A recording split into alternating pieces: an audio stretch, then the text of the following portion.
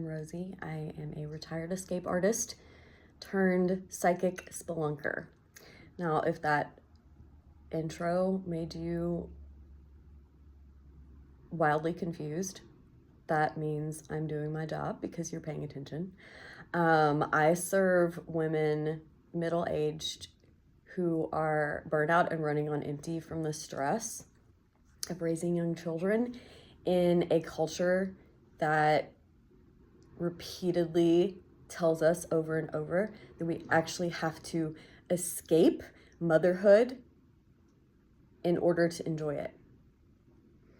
So, as a mom of two young girls who tried everything on the menu of escapism, including combo platters, I ended up getting kicked out of the diner because of, well, several reasons: indecent exposure,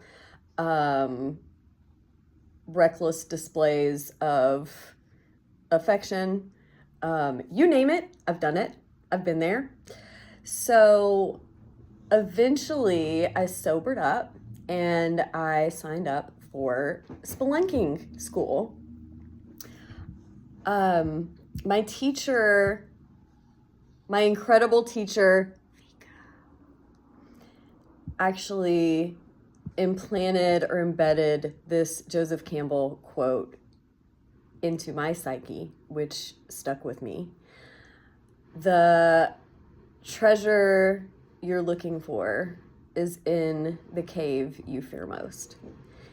And so I decided to, instead of keep running away and instead of not facing what I needed to face, I finally decided I was going to strap myself in. I was going to buy a map and I was going to lower myself down into the underworld, into the places that I did not want to look and the things that I did not want to face. And yet it's in those very places that I found freedom. So I hired a guide. I went down into the unknown and I looked at the things that I didn't want to look at. And that's where I take my clients.